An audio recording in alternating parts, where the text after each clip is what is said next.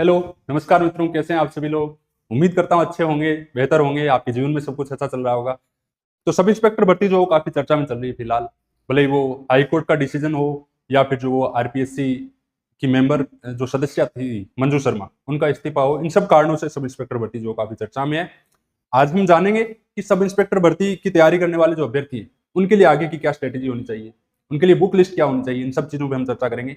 तो चलिए शुरू करते हैं। देखिए, सबसे पहले यदि हम बात करें कुल पदों की, भर्ती का क्या प्रारूप है, तो अभी के लिए जो 1015 टोटल पद हैं इस भर्ती में, 859 पद या तो इसी भर्ती में ऐड होंगे या जो पिछली भर्ती का विज्ञापन था उसके तहत जो दोबारा से वैकेंसी करवाई जाएगी। तो ये टोटल पद है।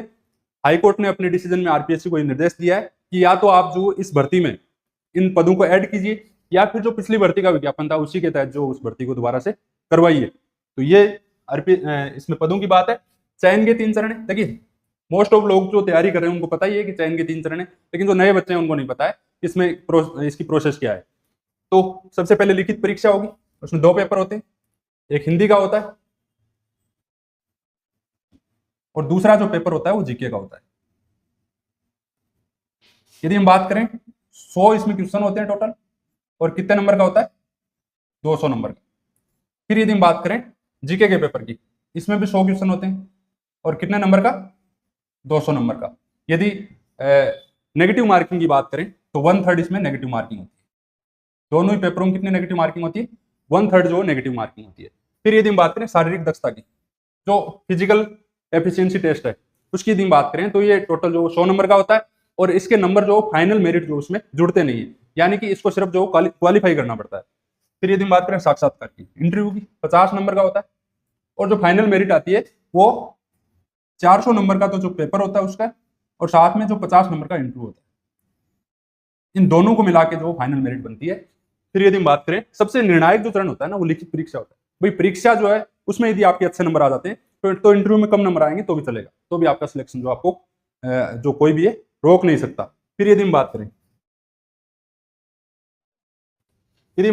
लिखित परीक्षा का क्या पैटर्न है, तो ये हम देख चुके हैं, पेपर 1 और पेपर 2। पेपर 1 जो हिंदी का होता है 100 प्रश्न होते हैं, 200 अंक का होता है, 1/3 नकारात्मक अंकन होता है। पेपर 2 भी ऐसे ही है, जीके का पेपर होता है, इसमें राजस्थान का, भारत का, विश्व का जीके आता है। सिलेबस आपके पास होगा, आपने देख लिया होगा। यदि नहीं देखा है तो सिलेबस जो अपने पास रख लीजिए, और इसमें जो 100 प्रश्न होते हैं और 200 अंक का होता है, 1/3 नकारात्मक अंकन होता है, ये सब आपको पता है, हम देख चुके हैं।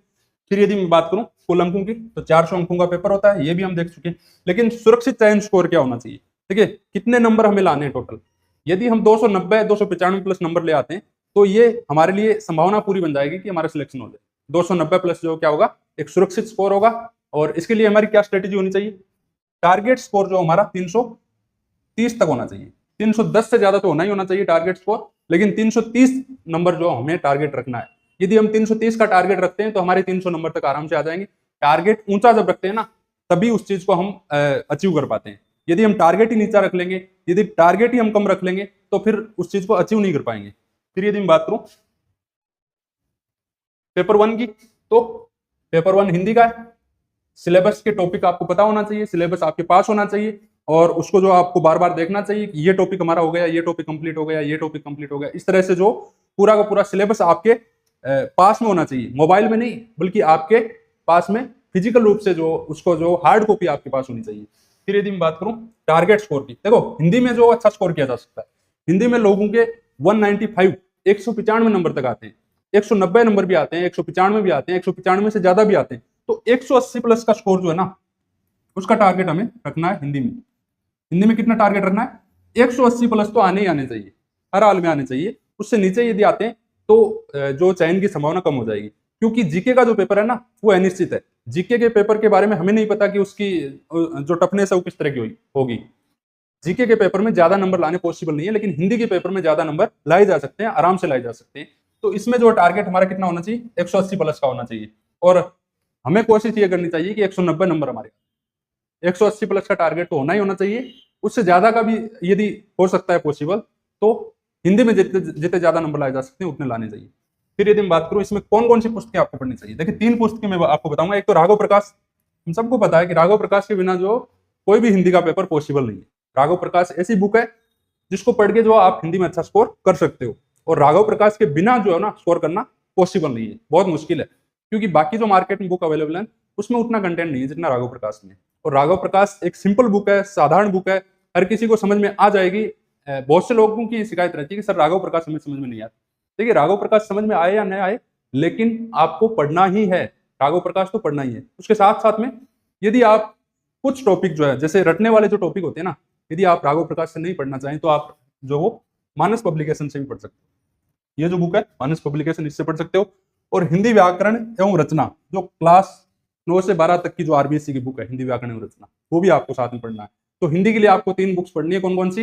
राघव प्रकाश, मानस और आरबीएससी की जो 9 से 9वीं क्लास से लेकर 12वीं क्लास तक जो है वो बुक आपको पढ़नी है।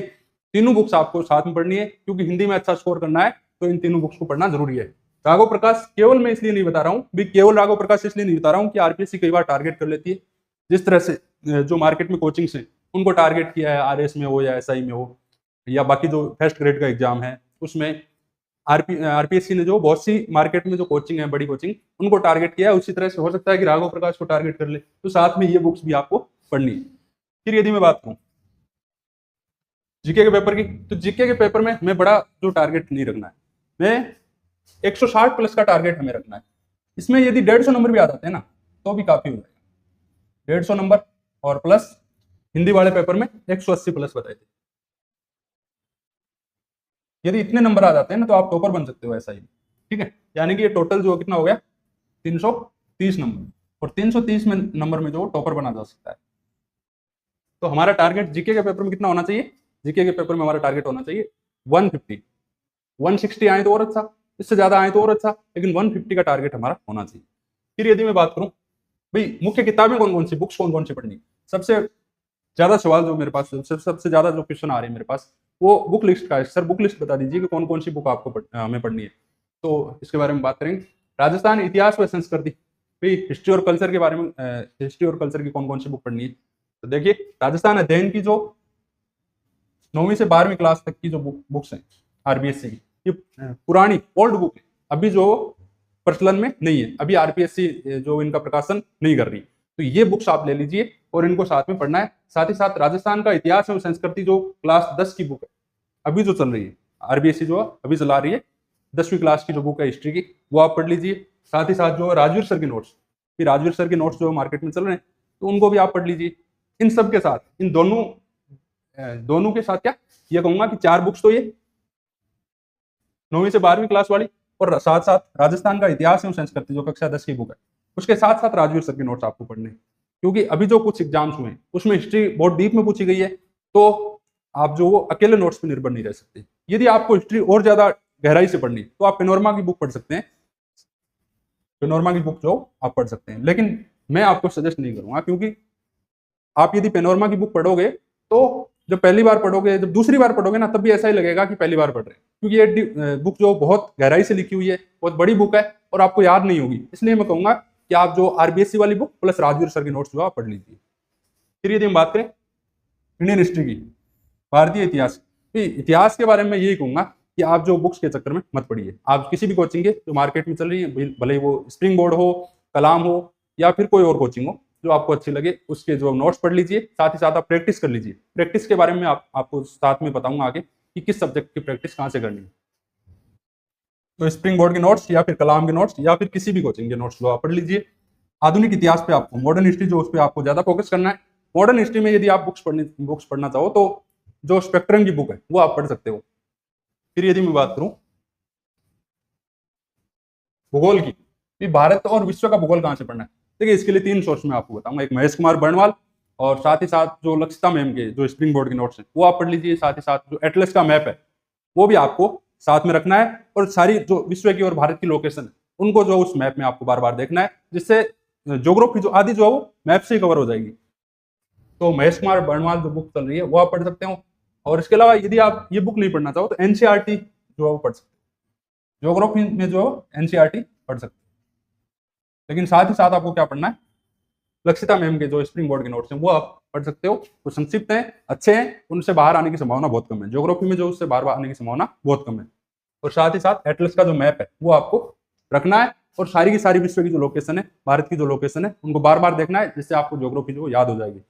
फिर यदि हम बात करूँ राजस्थान भूगोल की, ठीक है, राजस्थान भूगोल में आप पढ़ने को हैरी मोहन सक्सेना पढ़ सकते हो, जो हिंदी ग्रंथ अकादमी की है, जो ऑथेंटिक बुक है।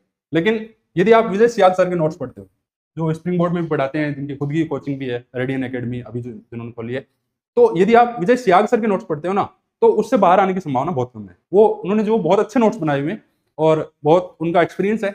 तो मैंने जितने पेपर्स देखे हैं उनमें राजस्थान ज्योग्राफी में विजय सियाग सर के नोट्स से बाहर बहुत कम जो कंटेंट आता है। तो आप विजय सियाग सर के नोट्स पढ़ सकते हो, और यदि बुक पढ़ना चाहो तो हैरी मोहन सक्सेना, जो कि हिंदी ग्रंथ अकादमी की है, वो भी पढ़ सकते हो। फिर यदि मैं बात करूं भारतीय संविधान व राजनीति की, पॉलिटिकली क्या पढ़ना है। पॉलिटिकली आपको 3 चीजें फॉलो करनी है। एक तो लक्ष्मीकांत बुक, जो मार्केट में चली रही है, हर कोई पढ़ता है। साथ ही साथ बेर एक्ट इसलिए पढ़ना है क्योंकि लक्ष्मीकांत जो बुक है उसमें जो संविधान के जो आर्टिकल हैं उसके सब आर्टिकल नहीं लिखे हुए हैं। तो आजकल जो आरपीएससी पूछ रही है वो आर्टिकल के साथ साथ सब आर्टिकल भी पूछ रही है। तो उसके लिए बेर एक्ट जो आपको रेफरेंस के रूप में पढ़ना है। जैसे आप लक्ष्मीकांत पढ़ो, उसके साथ साथ कोई आर्टिकल आया, उसके सब आर्टिकल बेर एक्ट में से देख लिए। तो बेर एक्ट आपको पढ़ना है। यदि आपको समझ में नहीं आया तो मैं लिख देता हूं, बेर एक्ट जो पढ़ना है, ठीक है। साथ ही साथ एडी सर के नोट्स दो ना, ठीक है। आरपीएससी ने जब से अपना ट्रेंड बदला है ना, तब से जो मार्केट में जो नोट्स चल रहे थे उनमें से क्वेश्चन नहीं आ रहे, लेकिन एडी सर के नोट्स से मैंने देखा है कि ट्रेंड बदलने के बाद भी जो क्वेश्चन आ रहे हैं, तो आप एडी सर के नोट्स भी लक्ष्मीकांत और बेर एक्ट के साथ पढ़ सकते हो, जो कलाम में पढ़ाते हैं। फिर यदि मैं बात करूं राजस्थान की राजनीति व प्रशासनिक व्यवस्था, भी राजस्थान पॉलिटिक्स जो है ना, उसके लिए मैं कोई भी बुक जो आपको नहीं बताऊंगा, क्योंकि बुक जो बहुत बड़ी बड़ी है, जैसे RS आर्डा है, पढ़ सकते हो, लेकिन पढ़ने का कोई मतलब नहीं है। यदि आप बहुत ज्यादा डीप में पढ़ोगे फिर भी उसमें से क्वेश्चन नहीं आया तो कोई मतलब नहीं है। तो आप किसी भी कोचिंग के जो मार्केट में चल रही है, भले वो स्प्रिंग बोर्ड हो, कलाम हो, सिरेमिक हो, बूस्टर हो, इन सब के नोट्स में अच्छे हैं, और इसमें राजस्थान पॉलिटी में किसी भी कोचिंग के नोट्स पढ़ सकते हो। यदि आपको किसी नोट्स में कमी दिखाई दे तो आप दूसरे नोट्स से जो है उसमें कमी पूरी कर लीजिए। फिर यदि मैं बात करूं भारतीय अर्थव्यवस्था की, इकोनॉमी के लिए जो है मैं कोई नोट्स जो सजेस्ट बुक्स जो कोई सजेस्ट नहीं करूंगा, बल्कि मैं यही कहूंगा कि आप किसी कोचिंग के नोट्स पढ़ लीजिए। इकोनॉमी के जो बुक्स वो बहुत बड़ी बुक्स हैं, और यदि आप बुक्स से पढ़ोगे भी तो जो चीजें समझ में नहीं आएंगी, या फिर जो चीजें क्या होंगी, याद नहीं होंगी। तो इससे अच्छा है कि आप किसी भी कोचिंग के नोट्स जो पढ़ लीजिए, या फिर किसी कोचिंग की क्लासेज ले लीजिए। इकोनॉमी के लिए ये बेटर होगा। फिर भी यदि आप गहराई से पढ़ना चाहो तो मैं आपको 2 बुक्स सजेस्ट करूंगा। एक तो जो रमेश सिंह बुक है वो आप पढ़ सकते हो, इकोनॉमी की अच्छी बुक आती है। यदि आप गहराई से तैयारी करना चाहते हो तो पढ़ सकते हो। साथ ही साथ जो यूपीएससी में चलता है, मृणाल सर के नोट्स में, वो आप पढ़ सकते हो। तो रमेश सिंह या फिर मृणाल सर के नोट्स में वो पढ़ सकते हो। फिर साइंस टेक की यदि बात करूँ, साइंस और टेक के भी मैं जो कोई बुक आपको सजेस्ट नहीं करूंगा। साइंस टेक जो साइंस के लिए आप एनसीईआरटी को फॉलो कर सकते हैं।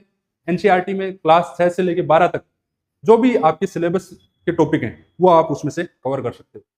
फिर यदि मैं बात करूं टेक्नोलॉजी की, तो आप किसी कोचिंग के नोट्स जो फॉलो कीजिए, साथ ही साथ उसको करंट से अपडेट कर लीजिए। जो क्रोनोलॉजी है, मूमल है, या फिर कोई अन्य बुक है, उससे उसमें जितना करंट आता है टेक्नोलॉजी का वो उसमें अपडेट कर लीजिए, और इस तरह से आप पढ़िए। फिर रीजनिंग व गणित की यदि बात करें तो इसमें जो कोई बुक सजेस्ट करने की आवश्यकता ही नहीं है, ठीक है। इतना कंटेंट मार्केट में अवेलेबल है, भले वो यूट्यूब हो या फिर कोई बुक्स हो, बहुत सी बुक्स हैं। जो चीज आपको समझ में आए ना, जहां से जिस टीचर से आपको समझ में आए, जिस बुक से आपको समझ में आए, वो बुक आप फॉलो कीजिए, वही टीचर आप फॉलो कीजिए। यूट्यूब पे किसी टीचर के वीडियो देख लीजिए, भी जहां से आपको मैथ और रीजनिंग समझ में आए ना, उसी से पढ़िए। मैं आपको यहाँ पे कोई सजेस्ट नहीं करूंगा वो बेस्ट है, क्योंकि मैथ और रीजनिंग जो एसएससी के लिए तो बहुत से टीचर हैं, लेकिन जब आप बात करो राजस्थान के एग्जाम्स के लिए, तो आप जो बहुत ज्यादा गहराई और डीप में उसको पढ़ना नहीं होता। सामान्य जो मैथ और रीजनिंग जो है वो पढ़नी होती है। तो उसमें आप किसी भी कोचिंग या फिर टीचर्स के नोट्स जो फॉलो कर सकते हो, उसके यूट्यूब वीडियो फॉलो कर सकते हो, या फिर आपके पास कोई कोर्स है तो वो जो फॉलो कर सकते हो। फिर करंट अफेयर्स की यदि बात, तो करंट अफेयर्स के लिए देखिए, मंथली जो क्रोनोलॉजी आती है ना, उससे बेस्ट कुछ नहीं होता। क्रोनोलॉजी पढ़िए, मंथली पढ़िए, और जो उसको नोट्स बनाने की आवश्यकता नहीं है। क्रोनोलॉजी से बाहर जो आने के चांसेस कम है, आ जाएगा तो किसी को नहीं आएगा। करंट के लिए क्रोनोलॉजी जो आप फॉलो कर सकते हो। यदि आप सिंपल लैंग्वेज में चाहते हो तो मूमल भी फॉलो कर सकते हो, लेकिन मैं आपको क्रोनोलॉजी जो सजेस्ट करूंगा, ठीक है।